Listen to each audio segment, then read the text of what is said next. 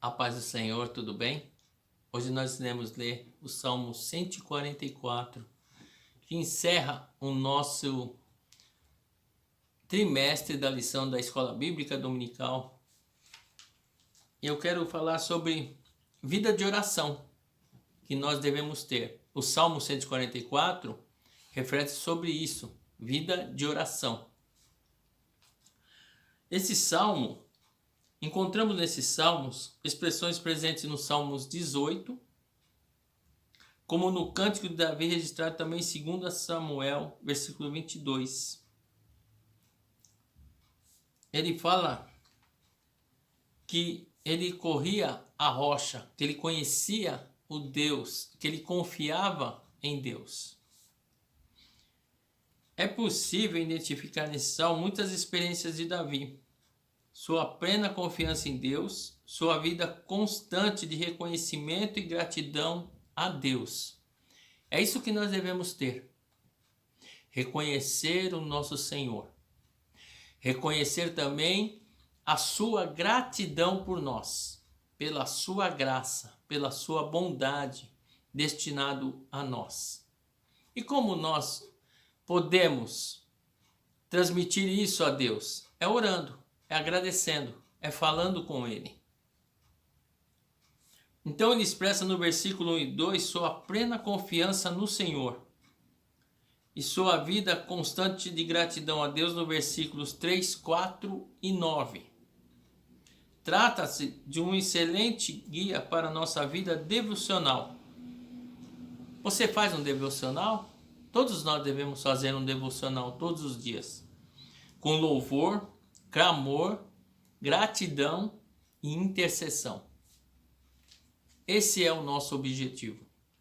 E o Salmo 144 nos apresenta esta lição, desses 4 tópicos: gratidão, intercessão, louvor e clamor ao nosso Deus. Infelizmente, muitos deixam só para orar na hora que estão precisando de Deus, que Deus venha a lhe socorrer. Mas o Senhor Jesus nos ensinou que nós devemos orar sempre. E Paulo também falou sobre isso da oração. Em todo o tempo nós estarmos orando. Em todo o tempo nós estarmos clamando a Deus. Andando pelas ruas, no ponto de ônibus, onde quer que esteja. Em oração. Nós devemos estar em constante oração. Um salmo que exalta ao nosso Deus bendito, logo no versículo 1, que quer dizer louvar em adoração, ajoelhar-se e bendizer a Deus. Ele já começa assim, significando o uso da expressão minha rocha. Nós podemos falar que o Senhor é a nossa rocha? Transmite uma ideia de experiência pessoal e relacionamento. Quando eu digo minha rocha, meu libertador, é porque eu tenho um relacionamento. E quando nós temos um relacionamento cada vez mais profundo com Deus, nós conhecemos Ele cada vez mais. E é isso que Ele quer de nós, que nós conhecemos a Ele cada vez mais, a cada dia e a cada momento. Rocha é uma figura bastante utilizada para expressar a segurança, firmeza, proteção, refúgio que encontramos em Deus. Adoração e relacionamento. No versículo 2 ele diz: minha e meu, minha rocha, meu libertador. São preciosas lições para os discípulos de Cristo nestes dias tão desafiadores. Não apenas cantar, clamar na hora do perigo, mas relacionamento. Quando estamos muitas vezes em apuro, nós queremos cantar, queremos louvar ao Senhor para nos dar livramento. Ou queremos buscá-lo, fazer campanha na hora do apuro. Mas se nós estamos orando e as adversidades vêm, nós ficamos tranquilos, porque nós temos conhecimento do nosso Deus, que Ele é perito em nos libertar de todas as adversidades que temos. mostra também, este salmo, a inferioridade nossa, do homem. E mostra também a soberania de Deus. O salmista procura fazer um paralelo entre a superioridade de Deus e a inferioridade do homem, conforme destacado no tópico anterior. Deus é comparado a uma rocha, representando a firmeza, a ausência de variação, um ser inabalável. Ao referir-se ao homem, ao que ele fala, o homem é semelhante à vaidade, os seus dias são como a sombra que passa. Quero falar da graça, a graça de Deus. Tudo é pela graça de Deus. Somos libertos pela graça, vivemos pela graça do Senhor. Mas nós, infelizmente, queremos usar algumas palavras, algumas expressões que não condiz com essa graça. Eu determino. Né? Quantas vezes a gente ouve aí, determina a tua vitória. Não, quem determina a vitória é Deus. É do jeito que Ele quer. Essa é uma expressão muito errada. Uma expressão que não devemos usar. Se somos servos do Senhor e sabemos qual que é a sua vontade, então a gente não pode determinar nada. Nós temos que ser determinados por Ele, preparados por Ele. Não nós ficar determinando, eu determino a tua vitória. Não, isso não existe. Isso é chavão. É um chavão muito errôneo que estão se usando. Então, se a gente reconhece a graça de Deus e que tudo, a Bíblia diz que tudo coopera para aqueles que amam a obra do Senhor e que amam a Deus, nós estamos tranquilos. Não devemos ficar orando, eu determino a vitória de fulano, de ciclano. Não, nós devemos estar baseado na graça do Senhor, porque tudo, a Bíblia diz que Deus concede um desejo do nosso coração. Se nós colocarmos Ele como prioridade, Ele supre a nossa necessidade e completa o desejo do nosso coração. O salmista ele está consciente que a sua segurança e certeza na oração está baseada na benignidade de Deus, na graça. No Novo Testamento, a palavra graça está ligada ao sacrifício vicário de Cristo. Gratuitamente, Jesus sacrificou-se aos homens. Então, é a graça. Jesus não morreu por nós? Não é a graça? Então, se nós estamos nele, não precisamos ficar gritando, eu determino. Não, isso não existe. Tá bom? Aprenda isso. Isso não existe, eu determino. Se você é servo do Senhor e tem o Senhor como Senhor e Salvador da sua vida, você não determina nada. Você não determina nada. É Ele quem determina por nós. A oração pela presença de Deus. Salmo 144, versículo 5. O Senhor disse que tinha visto a aflição do seu povo, ouvido o seu clamor e desceu para dar livramento. O salmista aqui também ele pede para que o Senhor desça dos céus, para que o Senhor venha intervir. Quando ele fala esse descer, é para que venha intervir a favor do seu povo. É isso que nós devemos pedir para o Senhor vir intervir por nós. E como é que nós fazemos isso? Orando, clamando ao Senhor e depois louvando o seu santo nome. Apesar da sua imensurável grandeza, contudo não está indiferente ao que se passa na terra e está atento ao clamor do que nele confiam e esperam. Deus não está indiferente. Deus não está indiferente. Ele sabe tudo o que acontece. A questão é que nós devemos esperar. Se nós oramos, nós devemos esperar no Senhor e confiar nele, somente nele, que ele nos dará resposta para os nossos problemas, tá bom? Então, fica aí a dica. Ore e confie que o Senhor está te ouvindo e no momento certo te trará a resposta. E como é que nós expressamos essa confiança, como o salmista tinha? A confiança do salmista é expressa logo no início, pois ele faz diversas afirmações e acrescenta: em quem eu confio. podemos falar assim, em quem eu confio, eu sei em quem eu confio. A gente muitas vezes não falamos assim, eu confio no amigo ou na amiga.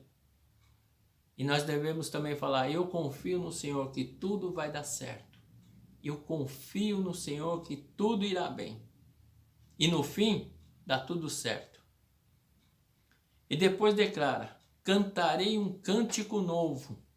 Olha, ele declarou, cantarei um cântico novo. Sabendo das aflições, e depois passasse as aflições, ele iria cantar um cântico ao Senhor, um cântico novo. Notemos essa interessante sequência, porque sei quem é Deus, confio porque confio e sei que cantarei um cântico. Isso nos faz crescer no conhecimento de Deus. Deve ser acompanhado no aprofundamento da nossa confiança em Deus. Faz a diferença no enfrentamento das muitas adversidades. Quando nós falamos que confiamos em Deus, que conhecemos o nosso Deus, e que nós sabemos o Deus que nós servimos, vai fazer uma grande diferença no momento da adversidade. Porque a vida cristã, ela não é só de vitória, ela não é só de alegria, ela tem momentos difíceis. Mas quando estamos confiando no Senhor, estamos buscando no Senhor, ficamos descansados, sentimos a paz de Cristo em nosso coração e sabemos que Ele está no controle de todas as coisas. E agora ele fala sobre interceder pela família e pela sociedade. Você tem orado pela sua família? Você tem intercedido pela sociedade? Nesses momentos, nesses dias? O salmista aqui nos chama a fazer isto, a clamar, a buscar ao Senhor pela nossa família e pelas pessoas e pela sociedade. Porque nós devemos participar da sociedade. Não ficar fechados na nossa religião, mas sim participarmos do que está acontecendo ao nosso redor. Ele voltou a interceder pela família, versículo 12 e 13. E a seguir pelo povo, versículos 14 e 15. Então, isso é uma importante lição para nós. Orar por nós, pela nossa família e sociedade. Eu devo orar por mim, pela minha família e pela sociedade. E aos pais? Aos pais devem orar pelos filhos. Você, pai, você, mãe, tem orado pelos seus filhos? Tem apresentado eles ao Senhor? É fundamental nos unirmos em oração pelos filhos, principalmente crianças, adolescentes e jovens, para que eles sejam bem desenvolvidos, que eles sejam abençoados, que eles sejam instruídos pelo Senhor. E aqui adiante ele vai dizer assim, filhos bem desenvolvidos são resultados de oração. Por que muitos pais pedem oração na igreja pelos filhos? É o pai que deve orar.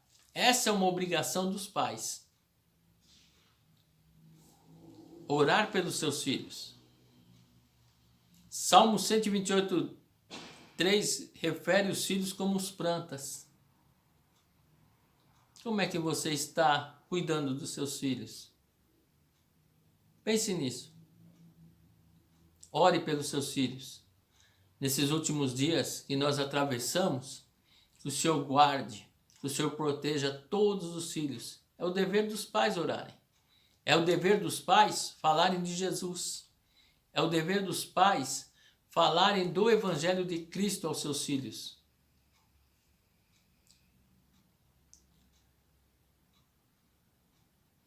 Spurgeon, um famoso pregador do Evangelho, disse assim, se os filhos não crescerem na sua mocidade, quando crescerão? Então, o pai deve falar também, mesmo que sejam moços ou moças, os pais deve falar com seus filhos para que eles cresçam. Salmo 144, versículo 12, fala assim: as palavras coluna e pedra de esquina têm diversos significados, por exemplo, beleza, sustento, estabilidade e comunhão.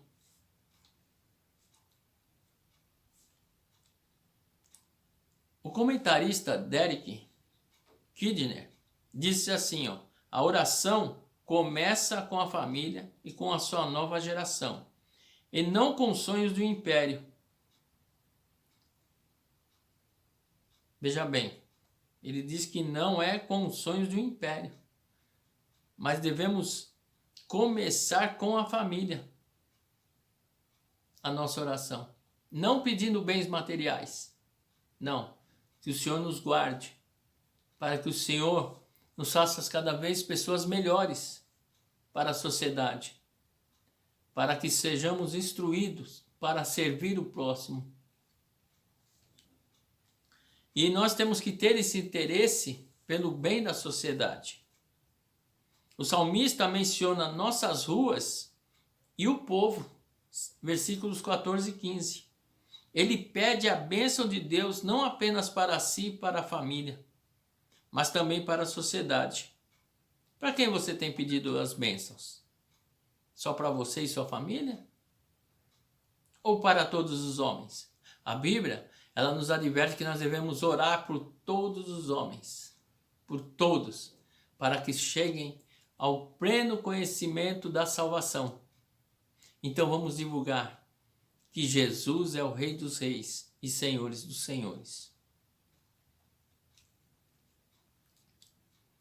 Pessoas que têm um relacionamento com Deus refletem sobre isso no seio da família e na sociedade.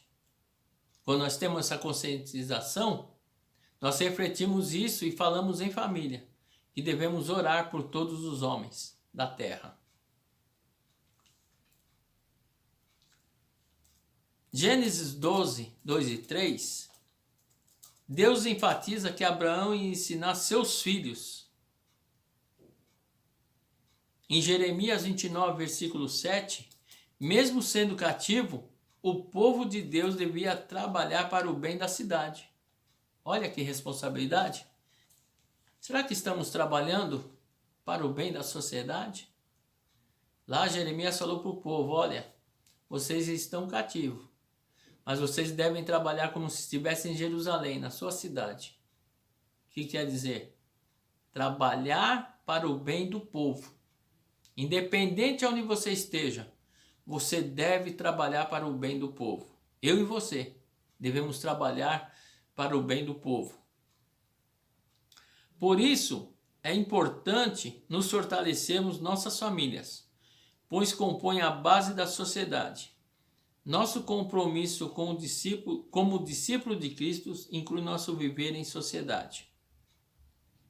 Então, nós não devemos ficar alheios do que está acontecendo, mas nós devemos participar e pedir ao Senhor orientação como participar. Não ficar fechados na nossa religião. Ficar com essa frase, a minha religião não permite. Esquece isso.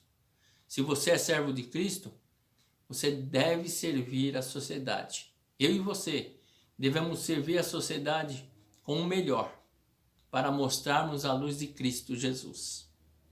E para finalizar, para concluir esta lição, além de ser grande e transcendente, Deus está atento ao clamor dos que nele confiam e esperam. Podemos assim apresentar a Ele nossas inquietações e aflições, certos da vitória.